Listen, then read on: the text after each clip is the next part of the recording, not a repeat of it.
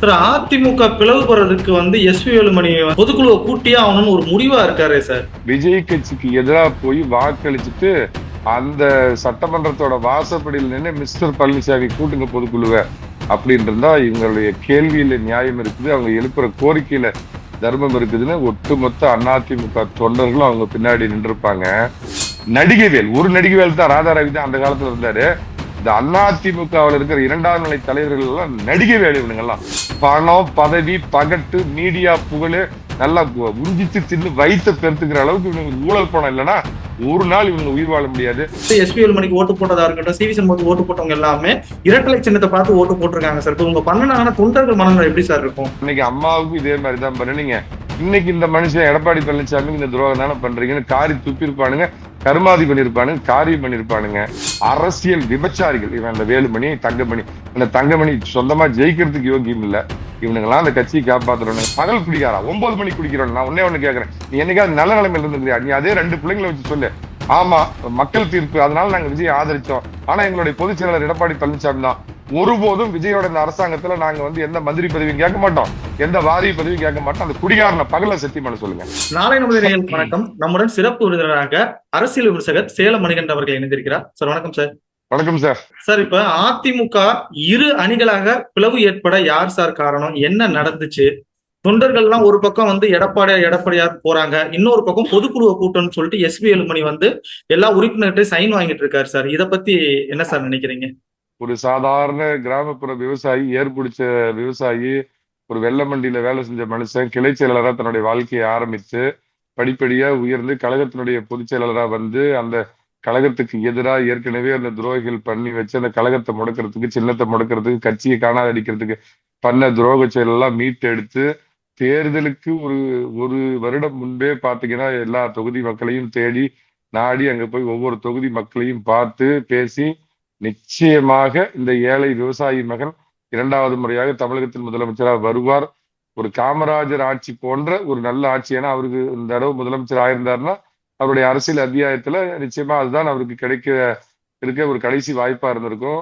நான் ஒரு சமயத்தில் அவர்கிட்ட பேசினப்ப சொன்னாரு, ஒரு ஆட்சி வந்தா இப்படி எல்லாம் பண்ணணுங்கிற ஒரு கனவு அவர்கிட்ட இருந்தது.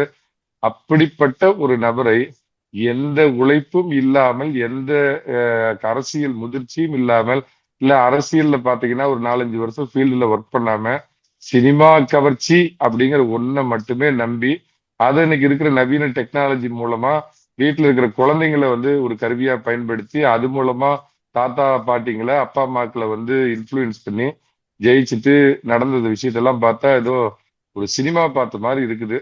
தமிழக மக்கள் இன்னமும் தங்களுடைய முதலமைச்சர் சினிமா தியேட்டர்ல தான் தேடிக்கிட்டு இருக்கிறாங்க அப்படிங்கறத நினைச்சு அழுவுறதா சிரிக்கிறதான்னு தெரியல.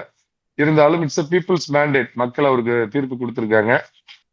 உட்கார்ந்து ஒரு வாரம் ஆகல, 50 வருஷம் அரசியல் வாழ்வில் இருக்கிறவங்க கூட பண்ண துணியாத இன்னொரு கட்சியை துண்டா உடைச்சி அதுல இருக்கிறவங்களை எடுத்துட்டு போய் நான் தூய சக்தி அப்படின்னா இது இப்ப பாத்தீங்க அப்படின்னா அவர் இருக்கிறது என்ன ஊருங்க? பனையூர் வாஷிங் மிஷின் நினைக்கிறேன். பனையூர் வாஷிங் மிஷின்ல இவங்களெல்லாம் போட்டு வாஷ் பண்ண உடனே அவங்க எல்லாம் தூயவர்கள் ஆயிட்டாங்க. இவர் தூயவர் ஆயிட்டாரு. இது பார்த்தா ஒரு படம் பிரம்மாண்டமான சங்கர் படத்துல விஜய் நடிச்சா இப்படி இருக்கும், அந்த மாதிரி காட்சி தான் 10 நாளா போயிட்டு இருக்குதுங்க. சார், அதிமுக பிளவுபடுறதுக்கு எஸ்பி வேலுமணி பொதுக்குழுவை கூட்டியே ஆகணும்னு ஒரு முடிவா இருக்காரு சார். பொதுக்குழுவை கூட்டினா என்ன முடிவு கிடைக்கும் சார்? அதாவதுங்க, அந்த கொள்கை சித்தர்கள் அம்மா வழியில் ஆட்சி அமைப்போம், அம்மாவுடைய பிள்ளைகள் நாங்கள் அப்படின்லாம் சொல்லிக்கிட்டு பனையூர்கிட்ட போய் சோரம் போயிருக்கிறாங்க. அந்த வார்த்தையை பயன்படுத்துறதுக்கு மன்னிச்சுங்க. ஒரே ஒரு வார்த்தை நான் கேட்கிறேன், அதிமுக தொடர் தோல்விகளா? ஆமா, மறுக்கிறதுக்கு இல்லை. இது யாரும் ஒன்றும் பெரிய பெட்ஷீட் போட்டுலாம் மூட முடியாது. தொடர்ந்து தோர்த்துக்கிட்டு வர்றோம். 2 சட்டமன்ற தேர்தல், 2 பாராளுமன்ற தேர்தல் தோத்துக்கிட்டு வர்றோம்.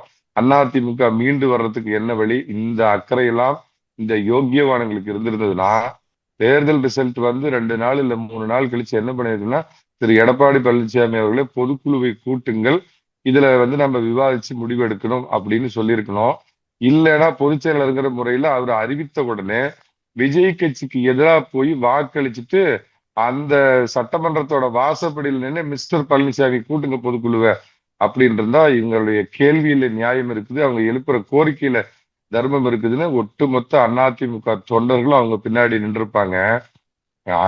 அதிமுக அழிஞ்சு போயிட்டு இருக்கிற, அதிமுக தேஞ்சு போயிட்டு இருக்கிற அதிமுகவை விஜய் கட்சிக்கு போய் ஆதரவு கொடுத்து அது மூலமா நாங்க காப்பாத்துறோம் அப்படின்னு சொன்னீங்கன்னா, நேத்து பிறந்த புள்ள கூட எள்ளி நகையாடும். காசு பணம் இதுக்காக விலை போயிட்ட சோரம் போயிட்ட அப்படிங்கிறதுக்கு சோடனையா வார்த்தை சொன்னீங்கன்னா உங்களை நம்புறதுக்கு எந்த மக்களும் எந்த அதிமுக தொண்டனும் முட்டாள் இல்ல. நீங்க அதாவது சார் இந்த அதிமுகவோட தலையெழுத்து அதான் நான் சொல்லுவேன். அது ஒரு தரித்திரம். பதவியில இருக்கிற வரைக்கும் ஒட்டிக்கிட்டு இருப்பானுங்க. இந்த கட்சியை வச்சு கொள்ளையடிச்சு எல்லாம் திம்பானுங்க. இதே ஒரு சோதனை தான் மரியாதைக்குரிய ஜெயலலிதா 96ல தோத்தப்ப இருக்கிற 2ஆம் நிலை தலைவர்கள் எல்லாம் விட்டு ஓட்டம் 100ல ஓடினானுங்க. எல்லாம் இந்த இப்ப திமுகவில் இருக்கிறதெல்லாம் இன்னைக்கு அதிமுகவில் எல்லாம் கழிச்சு கட்டின வாந்திக்கு தான் திமுகவில் இன்னைக்கு பெரிய பெரிய பொறுப்புல இருக்கும்.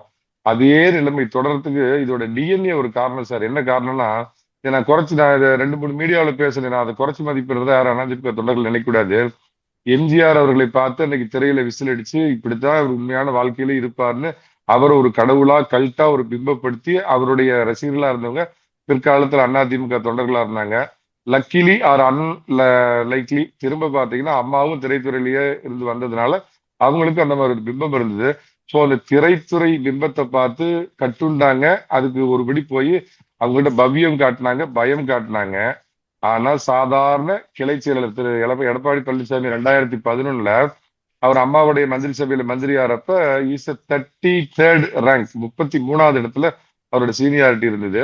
பட் படிப்படியா அவர் முன்னேறி மூணு பேத்துல ஒருத்தரா வந்தாரு. ஆனா இவங்க என்னன்னா நேத்து வரைக்கும் நம்ம கூட உட்கார்ந்திருந்த பழனிசாமி தானே, முந்தா நாள் வரைக்கும் நம்ம சைட்ல உட்கார்ந்திருந்த பழனிசாமி தானே அப்படின்னு கட்சி தொண்டர்கள் சின்ன யாருகிட்ட இருக்குதோ யார் தலைவரோ அவங்க கிட்ட கட்டுண்டு போறாங்க, அவங்கள மதிக்கிறாங்க. ஆனா இந்த கொழுத்து பணம் சம்பாதிக்கிறதையே குறிக்கோளா கொண்டுகிட்டு அம்மா பேரை சொல்லி அம்மா தான் எங்களுக்கு உயிர் அப்படின்னு வேஷமிட்ட இந்த கபடதாரிகள் தங்களுக்கு அடுத்த 5 வருடம் நம்ம எதிர்கட்சியா தான் இருக்கணும் அப்படின்னு ஒண்ணு எடப்பாடி பழனிசாமி அவர்களுடைய வார்த்தையை கேட்காம மதிக்காம தாங்க பணம் சம்பாதிக்கணும் அப்படிங்கிற ஒரே நோக்கத்தை தவிர இவங்களுக்கு வேற என்ன நோக்கம் இருந்திருக்க முடியும்? நீ உண்மையா நீ அம்மாவுடைய பிள்ளையா இருந்திருந்தா நாங்கெல்லாம் அம்மா இந்த ஒருத்தன் நான் ஏதாவது சொல்லி கொடுவேன். எனக்கு அதாவது நான் மீடியாவில் கொஞ்சம் இதா பேசுறேன், சின்னம்மா சின்னம்மா அப்படின்னா ஒருத்தன். அதுக்கப்புறம் 2 நாள் கழிச்சு தினகரன் தினகரன் அப்படின்னா, அப்புறம் பன்னீர்செல்வம் பன்னீர்செல்வம் பழனிசாமி பழனிசாமி, இன்னைக்கு விஜய்சாமியா. இந்த பொழப்புக்கு வேற நிறைய பொழப்பு இருக்குது. வைகோ அவர்கள் ஒரு காலத்துல கருணாநிதி குறிப்பிட்டு சொன்னார, ஆதி மனிதன் காலத்துல இருந்து இருக்கின்ற அந்த தொழிலை செய்யலாம் அப்படின்னாரு. அந்த தொழிலை பண்ண போகடா. அதிமுகங்கிற பேர்ல ஒரு அடையாளத்தை பெற்று இரட்டை இலை சின்னத்துல நின்று அந்த மனுஷன் பாவம் கழுத்துல மைக்க மாட்டிட்டு 200 தொகுதி போய் தொண்டை தண்ணி பத்த எல்லா இடத்துலயும் போய் கத்துனாரு. இன்னைக்கு கூட்டு துரோகம் பணம். இன்னும் என்னதான்டா பணம் வேணும் உங்களுக்கு? இன்னும் எவ்வளவுதான் சம்பாதிப்பீங்க? போறப்ப எல்லாம் இருக்கிற அண்ணா கையிலையும் கழுத்துல கையில போட்டுக்கிற மோதிரத்தையும் கழட்டிட்டு போவானுங்க. இன்னும் என்னதான் உங்களுக்கு வேணும்? மந்திரியான சிவி சண்முகம் அவன் ஒரு இழிப்பிறவி.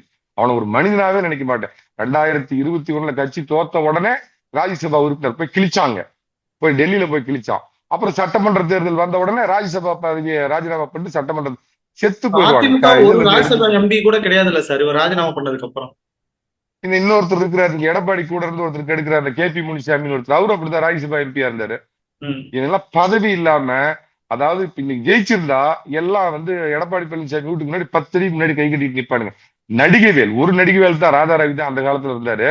இந்த அதிமுகவில் இருக்கிற 2ஆம் நிலை தலைவர்கள் எல்லாம் நடிகவேல். இவனுங்கெல்லாம் பணம் பதவி பகட்டு மீடியா புகழு நல்லா உஞ்சித்து தின்னு வைத்த பெருத்துக்கிற அளவுக்கு இவனுங்களுக்கு ஊழல் பணம் இல்லைன்னா ஒரு நாள் இவங்க உயிர் வாழ முடியாது. அன்பார்ச்சுனேட்லி இதுக்கு பெரிய கொள்கை இல்லை சார். நான் சொல்றது விமர்சனம் எடுத்துட்டு போங்க. நான் எம்ஜிஆர் ரசிகர்லாம் இல்லை, நான் பாரம்பரிய காங்கிரஸ் குடும்பம். 2011ல இங்க இருந்த சேலத்து ரவுடி வீரபாண்டியார் முகத்தை எதிர்த்து எனக்கு பிரச்சனை ஏற்பட்டதுனால அப்ப இருந்த மரியாதைக்குரிய என்னுடைய அரசியல் குருநாதர் சோ அவர்கள் உனக்கு பாதுகாப்பான இயக்கம் அதிமுக அப்படிங்கிறப்ப தேசியத்தை தூக்கி பிடிக்கிற அம்மா கருணாநிதியை எதிர்க்கிறதுக்கு திமுகங்கிற தீய சக்தியை ஒழிக்கிறதுக்கு ஒரே பிளாட்ஃபார்ம் அதிமுகன்னு அந்த அடிப்படையில் அதிமுக இருக்கிற ஒரு 5% பேர்ல நானும் ஒருத்தன். சோ நான் புரட்சி தலைவரை பார்த்து விசில் அடிச்சு அம்மாவுடைய ஆளுமை பார்த்து கவரப்பட்டேன். நான் சினிமா ரசிகரா நான் இதுக்கு வரல. இதுல இதுதான் சார் பிரச்சனை. அந்த திமுகவிலையாவது என்ன வடக்கு வாழுது தெற்கு இதும்பாளுங்க, சமூக நீதிமா சமூக நீதினு சொல்லிட்டு இவங்க குடும்பத்துல இருக்கிறவனே 7 தலைமுறைக்கு வருவான். அதெல்லாம் விட்டுருங்க. ஆனா கொள்கைன்னு எதையாவது கர்மாந்திரத்தையாவது சொல்லுவானுங்க. இந்த அதிமுக கொள்கை அந்த மாதிரி எதுவும் இல்லை சார். ஏன்னா புரட்சி தலைவர் கட்சி ஆரம்பிக்கிறப்ப இவங்க கொள்கை என்னன்னு கேட்டப்ப அண்ணாயிசம் அப்படின்ட்டு கடந்து போனாரு. ஒரு கொள்கை பற்று இவனுகிட்ட கிடையாது. இல்ல விசுவாசமாவது இருக்குதா? இதனாலதான் சார் நம்ம எல்லாத்தையும் இவங்க எல்லாம் காலில் போட்டு மீசி வச்சிருந்தது. 10 அடிக்கு அந்த அண்டையே இவனுங்க எல்லாம் இது வச்சிருந்தது. உண்டு கொளுத்தவனுங்க. அரசியல்ல வாய்ப்பு கிடைக்கிற வரைக்கும் சுருட்டு சுருட்டு 7 தலைமுறைக்கு பணம் சம்பாதிக்கணும். இன்னைக்கு தோத்து போச்சு அப்படின்னு அந்த தோல்வி தாங்காம விஜய் முந்தா நாள் கட்சி ஆரம்பிச்ச நடிகர்கிட்ட போய் இவங்க ஓட்டு போட்டு விஜயை தூக்கி பிடிச்சி விஜய் ஆட்சியை காப்பாத்தி அது மூலமா அதிமுக வாழ வைக்கிறாங்களா? மானம் கேட்டவனுங்க. அவர் நீங்க பிரச்சாரத்துல சோழம் கூட படத்துக்கு சார், பிரச்சாரத்துல கூட அதிமுக பேரை கூட சொல்லல சார், மற்றும் பலர்னு சொல்லி சொன்னாங்க சார். மற்றும் சிலர் சிலர். சோ இதுல அது ஒண்ணு தொண்டர்கள் சார். வந்து எவ்வளவு கொதிச்சு போயிருப்பாங்க சார். இப்ப வந்து எஸ்பி வேலுமணிக்கு ஓட்டு போட்டதா இருக்கட்டும், சிவி சண்முகத்துக்கு ஓட்டு போட்டவங்க எல்லாமே இரட்டலை சின்னத்தை பார்த்து ஓட்டு போட்டிருக்காங்க சார். இப்ப இவங்க பண்ணனாங்கன்னா தொண்டர்கள் மனநிலை எப்படி சார் இருக்கும்? காரி துப்புவாங்க, கருமாதி பண்ணிருப்பானுங்க தொண்டர்கள்லாம். இந்த மாதிரி துரோகம் பண்றீங்களாடா? அன்னைக்கு அம்மாவுக்கும் இதே மாதிரி தான் பண்ணீங்க, இன்னைக்கு இந்த மனுஷன் எடப்பாடி பழனிசாமிக்கு இந்த துரோகம் தானே பண்றீங்கன்னு காரி துப்பிருப்பானுங்க, கருமாதி பண்ணிருப்பானுங்க, காரியம் பண்ணிருப்பானுங்க. என்ன ஒரு அதிமுக வந்து ஒரு சோதனையான கட்டத்துல இருக்குது சார். தொண்டர்களும் நிர்வாகிகளும் எல்லாருமே திரு எடப்பாடி பழனிசாமி பின்னாடி தான் இருக்கிறாங்க. 2021 அவர் முதலமைச்சரா பதவி வகித்து இறங்குறதுக்கு முன்னாடி 2017 முதல்ல எடப்பாடி பழனிசாமி என்னும் நான் அப்படின்னு பதவி ஏற்றுக்கிறப்ப யாரா பார்த்தா இந்த முனியாண்டி விலாஸ் கல்லாவுல உட்காந்துருக்கிற ஓனர் மாதிரி இருக்கிறாருன்னு அவரை பார்த்தாங்க.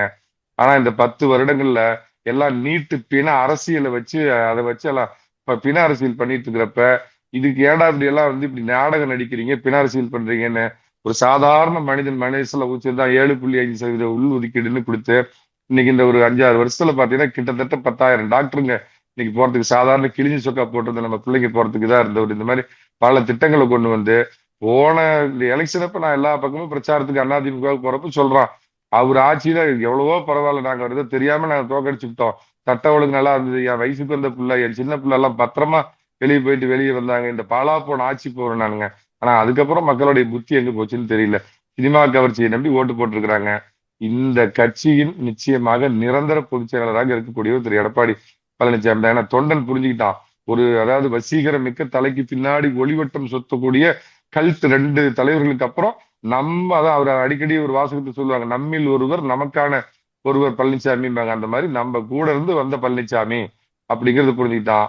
நீ பொதுக்குழுவில் ஐநா சபையே கூட்டு எடப்பாடி பழனிசாமிக்கு எதிராக ஒருத்தர் கூட பேச மாட்டாங்க. அதே சமயத்துல திரு எடப்பாடி பழனிசாமி அவர்களும் இன்ட்ரோஸ்பெக்ட் பண்ணணும். கட்சி வந்து தொடர்ந்து ஒரு தோல்வியில இருக்குதுங்கிறப்ப உடனடியாக ஒரு நம்ம கட்சி வந்து கரைஞ்சு போயிடாதுங்கிற தொண்டர்கள் மத்தியில ஒரு அவங்களுக்கு அந்த நம்பிக்கையை முதல்ல தரணும். நிச்சயமா தொண்டர்கள் அவர் பின்னாடி தான் இருக்கிறாங்க. இந்த மாதிரி பணத்திற்காக குடும்பத்தையும் சொந்த கொண்டாட்டியும் காட்டி கொடுக்கிற இந்த துரோகிகள் ஒளிந்தார்கள் அப்படின்னு நினைச்சுக்கிட்டு அதே சமயத்துல என்ன இந்த நான் தான் ஒன்றிய செயலாளர்னு சொல்லிட்டு 6 பீரியடா உட்காந்துருப்போம். இந்த மாதிரி ஆள் இந்த முட்டி போனது முழங்கால் போனது எல்லாத்தையும் தூக்கி எறிஞ்சிட்டு கட்சிக்கு இளரத்தம் பாய்ச்சி வாய்ப்பு இருந்தால் நான் மரியாதைக்குரிய பொதுச் செயலாளர்கிட்ட ஒரு வேண்டுகோளா நான் கேட்கிறேன். தினகரன் வந்து இந்த கட்சியை விட்டு போய் தனி ஒரு அமைப்பு நடத்தினாலும் அம்மாவுடைய விசுவாசம் இன்னைக்கு மத்தியானம் அவருடைய நான் பேட்டி பார்க்கிறப்ப கூட நான் தொடர்ந்து என்டிஏவில் தான் இருப்பேன், அண்ணன் பழனிசாமி கூட தான் இருப்பேன் அப்படிங்கிறவரை வாய்ப்பு இருந்தால் மற்ற உண்மையான 2ஆம் கட்ட தலைவர்களோடு கலந்து ஆலோசித்து அவரை கட்சிக்கு கொண்டு வந்து திரு எடப்பாடி பழனிசாமி தனக்கு அடுத்த நிலையில் அவருக்கு ஒரு பொறுப்பை வழங்கி இருவரும் சேர்ந்தால் நிச்சயமாக இந்த கட்சி மீண்டும் ஒரு புத்துயிர் பெறும் நான் நம்புறேன் தம்பி. இது வந்து பொதுச் செயலாளர்கிட்ட ஒரு வேண்டுகோளா வைக்கிறேன். ஏன்னா தென் மாவட்டங்கள்ல அவருக்குன்னு ஒரு கட்டமைப்பு இருக்குது. ரொம்ப நான் பார்த்த வரைக்கும் ஒரு ஒரு ஜென்டிலான ஒரு அரசியல் பண்றார் எடப்பாடி பழனிசாமி. ஒரு தடவை தம்பின்னு கூப்பிட்டா அவர் 10 தடவை திருப்பி அண்ணன் அப்படின்னு கூப்பிடுறாரு. ஸோ அவரை இணைச்சிக்கிட்டு அவரை தனக்கு கீழே வச்சுக்கிட்டு அரசியல் பண்ணாருன்னா அதிமுக நிச்சயமா வர்ற 2029 பாராளுமன்ற தேர்தலிலேயே இந்த திருட்டு திமுகவை தீசக்தி திமுகவை வீழ்த்திட்டு 2வது இடத்தையும் 2031 இந்த கல்ட் சினிமா நடிகர் இந்த ஜாம்பின்னு ஒரு படம் வந்து ஜாம்பி கூட்டத்தை நிச்சயமா வேறு எடுத்துட்டு அதிமுக ஆட்சி கட்டில் அமர வைப்பார். இந்த மாதிரி சில வேலைகளையும் திரு எடப்பாடி பழனிசாமி இந்த நேரத்துல செஞ்சாருன்னா கட்சி மீண்டும் உத்வேகம் பெறும், பழைய இடத்துக்கு அதிமுக வரும். சார், இப்ப வந்து என்னன்னா எடப்பாடி பழனிசாமி வந்து எஸ்பி வேலுமணியா இருக்கட்டும், செங்கோட்டையனா இருக்கட்டும், சிவி சண்முகம் இருக்கட்டும் ஒரு குற்றச்சாட்டு வைக்கிறாங்க சார். எல்லாத்தையும் எடுத்த உடனே அவர் வந்து கட்சியை விட்டு அனுப்பிடுறாரு. ஒரு காலத்துல அவரே நத்த விஸ்வநாதன் கூட சொல்றாரு என்னன்னா அவரே அவரை அமுச்சு பாப்புல போல பதவியை வந்து தூக்கிக்குவாரு அப்படிங்கிறாங்க சார். இந்த குற்றச்சாட்டு முன் வச்சுக்கிட்டே இருக்காங்க சார், என்ன சார் காரணம்? இந்த கட்சியில எஸ்பி வேலுமணி கிளர்க்கு கூட போயிருக்கிறதுக்கு யோகியம் இல்லாதவன். ஆனா ஏதோ போலி பட்டம் வாங்கி போட்டிருப்பான், எம்ஏ பிஹெச்டின்னு போட்டு வச்சிருப்பான்னு வச்சுக்கோங்க. இதுக்கெல்லாம் தகுதி இல்லாதவன். சரி நான் கேட்கிறேன், கோயம்புத்தூர்ல என்ன கிழிச்சான் எஸ்பி வேலுமணி? ஒரு தொகுதியில போய் தான் ஜெயிக்க முடிஞ்சது, எதுவுமே பண்ண முடியல. நீங்க வந்து தோத்தத கல்லறை ஈரம் காய்வதற்குன்னு சொல்லுவாங்களா, அந்த மாதிரி கட்சி தோல்வி அடைஞ்சு 4 நாள் உங்களால சும்மா இருக்க முடியல. அடுத்த நிமிஷம் விஜய் கிட்ட போய் ஆதரவு தெரிவிக்கிறீங்க. பொதுச் செயலாளருடைய உத்தரவு மீறி 25 துரோகிகள் போய் விஜய்க்கு ஆதரிச்சு சட்டமன்றத்துல ஓட்டு போடுறீங்க. எடப்பாடி பழனிசாமி உங்களை எல்லாம் என்ன அப்படி பூச்செண்டு கொடுத்து வரவேற்பாரா? எனக்கு என்ன பண்ணுவார் பின்ன? என்ன பண்ணுவார் கேக்குற? ஒரு கட்சி தலைமை 1,10,00,000 பேர் ஓட்டு போட்டிருக்கிற ஒரு அந்த தொண்டர்களுடைய உணர்வுக்கு எதிராக உனக்கு யார் போட்டான் ஓட்டு மிஸ்டர் வேலுமணி? அந்த இடத்துல தாவேகா வேட்பாளர் வேண்டாம் தானே உன்னை அங்க தேர்ந்தெடுத்தாங்க. தாவேகா வேட்பாளர் தோக்கடிச்சு தானே கோயம்புத்தூர் கவுண்டம்பாளையமா என்ன கர்மாந்திர ஊரும் அந்த ஊர்ல இருந்து நீ ஜெயிச்சு வந்த. அதுக்கு மக்களுடைய உணர்வுக்கு எதிராக தொண்டர்கள் உணர்வுக்கு எதிராக வைத்த கட்டம் கல்லா கட்டணும்னு போய் உட்கார்ந்தவன எடப்பாடி பழனிசாமி பூமுஞ்ச இது கொத்து கொடுத்து வாப்பா இனிமேல் நீயே பொதுச் செயலர் இருந்துக்கன்னு சொல்லுவார. துரோகிகள் யாரா இருந்தாலும் கட்டம் கட்டப்படணும். இவனுங்க கட்சி பேரை வச்சு சம்பாரிச்சவனுங்க. இவனுங்களால கட்சிக்கு எந்த பிரயோஜனமும் இல்ல. நீலச்சாயம் வெளுத்து போச்சு டும் டும் டும் டும், வேலுமணி வேஷம் கலைஞ்சு போச்சு டும் டும். நான் தான் திரும்பி சொல்றேன், தோல்வி அடைஞ்ச 2வது நாளோ 3வது நாளோ என் பொதுச் செயலாளர் சொன்ன மாதிரி விஜய்க்கு எதிராக நீங்க ஓட்டு போட்டுட்டு பொதுக்குழுவை கூட்டுங்கன்னு கேட்டிருந்தா ஒட்டுமொத்த அதிமுக தொண்டரும் நீங்க உங்க பின்னாடி நின்றுப்பான். எடப்பாடி பழனிசாமி மிகப்பெரிய சங்கடத்தை எதிர்கொள்ள வேண்டியிருக்கும். ஆனா இவனுங்க யோக்கியம் என்ன அப்படின்னு தெரிஞ்சு போச்சு. இவனுங்க நான் இந்த வார்த்தையை பயன்படுத்துறதுக்கு மன்னிச்சுங்க, ஒரு நாள் கூட காத்திருக்காமல் வைத்த வளர்த்தணுங்கிறதுக்கு ஊழல் உண்டு கொழுக்கணுங்கிற அரசியல் விபச்சாரிகள் இவன். அந்த வேலுமணி தங்கமணி, அந்த தங்கமணி சொந்தமா ஜெயிக்கிறதுக்கு யோகியம் இல்ல. இவனுங்கெல்லாம் அந்த கட்சியை காப்பாத்துறவனுங்க. அந்த அம்மா பாவம் சார், சமாதியில புரண்டு படுத்திருப்பாங்க சார். எம்ஜிஆர் தன்னுடைய தொப்பியை வச்சு மூஞ்ச மறைச்சிருப்பாரு சார். இவனுக்கு பண்ண துரோகத்தெல்லாம் பார்த்து இவனுக்கு இந்த துரோகிகள் எடப்பாடி பழனிசாமி மாலை போட்டு ட்ரம் செட் வச்சு கேரளால நல்லா யானைப்படையெல்லாம் வச்சு வரவேற்பாரா? துரோகிகள் அவனுங்களுக்கு மரணக்குழிதான். அதான் அவர் பண்ணியிருக்காரு. கட்சி விட்டு தூக்கிறது நல்லா கொண்டாடுறாங்களே பாத்தீங்கல்ல. அவனை சிவி சண்முகம் அந்த அவன் ஒரு பகல் குடிக்காரன். அவன் ஊர்ல எப்படி எல்லாம் கொண்டாடினாங்கன்னு பாத்தீங்கல்ல. இந்த வேலுமணி ஊர்ல எப்படி கொண்டாடினாங்க பாத்தீங்கல்ல. இவனுங்க எல்லாம் ஒரு சிற்றரசுகளா இருந்தானுங்க. அதாவது தொண்டர்கள் கோவை மாவட்டத்துல இவங்களை தூக்குனதை உற்சாகமா வரவேற்கிறாங்க. நாட்டு எனக்கு சில இன்சைட் இன்ஃபர்மேஷன் இல்ல இல்லப்பா, தேர்தலுக்கு முன்னாடியே 3 அல்லது 4 தொகுதியா பிரிக்கலாம் அப்படிங்கிறப்ப இவனுங்க எல்லாம் தடை கற்களா இருந்தானுங்க. இந்த அயோக்கிய பசங்க எல்லாம் இன்னைக்கு விஜய்க்கு சொம்படிக்கிறானுங்களா. விஜய் நாளை போய் பொட்டி 35 கோடி ரூபாய் ஒவ்வொருத்தருக்கும் வாங்கிட்டு இந்த காசை வாங்கி இடத்துக்கு போய் குடும்பம் விளையுமா?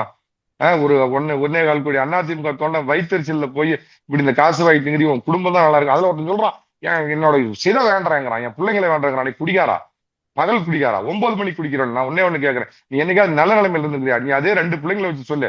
ஆமா, மக்கள் தீர்ப்பு, அதனால நாங்க விஜய் ஆதரிச்சோம். ஆனா எங்களுடைய பொதுச் செயலாளர் எடப்பாடி பழனிசாமி தான்.